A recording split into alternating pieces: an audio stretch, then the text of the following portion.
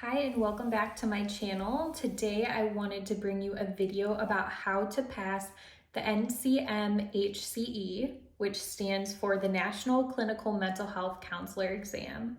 It is such a long acronym, but it's better known as the test that you need to take to get your second C. So to get your LPC, if you're a therapist, you need to take the NCE, and I have a video on that test as well. This is the test to get your independent license or your LPCC. And I want to note right up front that in fall of 2022, they changed the entire format of this test. So if you are looking up resources to pass this test, you want to make sure you are looking at up-to-date resources that have been put out in the past year or so, and not any of that older stuff, because even though some of the content I'm sure is still relevant because it is still about diagnosis and treatment planning, how the actual test is formatted has massively changed. And learning the format of the test is probably one of the biggest things that you can do to help you succeed. So I am going to go over what has changed, how you can prepare, what helps me to pass. Full disclosure, the test, I did take the old version of the test, but I have looked up what the new version entails. So I haven't had that firsthand experience with this test, but I think that given my experience with the old test, I can still speak to some of the content and what helped me. My name is Alyssa Powers, and I'm a therapist in private practice. I created this YouTube channel to teach you the things that grad school didn't. If you like this video and you want to see more content directed at therapists, I would so appreciate it if you subscribed. Let's first go over how this test is set up. There are 11 case studies, and you will have 225 minutes to complete the exam. This exam is a lot more focused in terms of content than the NCE was. If you remember taking your NCE, you could have a question about career counseling, and then the next question could be about research, and then assessment. It jumps all over in terms of the content, where this test is much more focused on diagnosis and treatment planning. So it's going to give you a case, and it wants to see how you would handle it as the therapist. I actually found this kind of fun to study for compared to the NCE. I'm not a great memorizer, but I do know how to diagnose and treatment plan. So I actually found this test to be way easier than the NCE in terms of the content that's on it, because it's more focused and less broad. So this test focuses on how you actually work with your clients. And the great thing about that is you've probably been seeing clients for the past 2 years if you qualify to even take this exam. You can sign up for this exam through Pearson VUE. You can take it at a testing center, or now they have self-proctored tests that you can take at home. I have heard stories of people's internet going out and that not working out so well. So I talk about the pros and cons in my NCE video that I can link up in the cards of if you want to take it from home or not. That's up to you.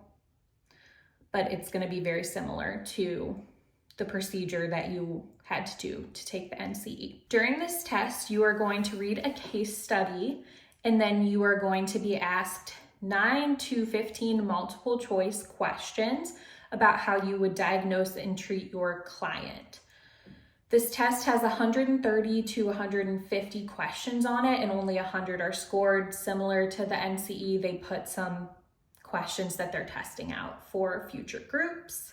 The scoring system is very vaguely explained on the website and was quite confusing. So I'm going to link to the PDF that talks about all the NBCC stuff, and you can see if you can make more sense of it, but I can't help you out with how exactly this is scored. But know that 100 questions out of the 130 to 150 are going to be scored. So it's out of 100. I found an article online from 2016 that cited that 40 to 45% of counselors actually fail this test on the first try. I know that data is pretty outdated, but I just wanted to throw that out there because this test is worth studying for.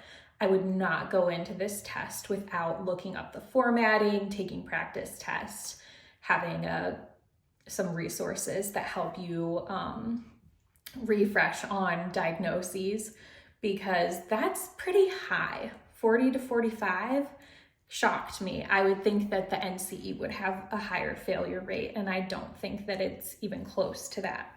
So if you do fail, you can obviously retest, and you have to wait 90 days between taking tests. Basically, I just put that out there not to scare you, but to say I would absolutely recommend studying. This test is set up to include an intake and then 2 clinical sessions with your client. You are going to be asked multiple choice questions, and it's looking for the correct answer, not just the best answer. So that's good to know. So there is a correct answer. There's a right and a wrong. That makes things a little easier. One of my biggest tips from taking this test and looking through these case studies is that you don't want to assume anything about your client. You only want to go off of the info that is given to you in their intake and mental status exam, which is given to you on the first part of this test. You're going to be given like what you as the therapist collected. So then the multiple choice questions they can ask you can be about ethics, assessment, diagnosis, treatment planning, your counseling skills, counseling attributes. So basically, how would you then work with this client? What are the best ways? So now that brings us to study materials. My number one study tip is to go to counselingexam.com and sign up for their exam package. I personally did this, I think, a month in advance, and then I also really bared down and did these practice tests every day, like 2 weeks in advance, and I had no problem passing. I did look into their website to make sure they had updated it for the new format of the test, and they have, which is really helpful and actually helped me to prepare for this video because I got to see how the cases are now set up. This is worth the money. It does cost money. I absolutely think this is the best resource because if you can learn the format of the test, brush up on all your diagnoses, look over the DSM-5, and start passing these, or see where you're struggling based off of the results you get, and then focus on that content and brushing up on that content, you're going to be okay. And I also think taking practice tests, at least for me, is like a more fun way to prepare. I would rather take a test and have it guide me through it than just read from a book, but there is a cost involved, but there's also a cost in buying a book. So the next biggest thing that you will want to study from is just your DSM. We all have a DSM. I would look over common diagnoses, make sure you know the specifiers, especially ones that can look really similar. So like eating disorders, you want to know the difference between like what qualifies for anorexia versus binge eating, what qualifies for an adjustment disorder versus an anxiety disorder.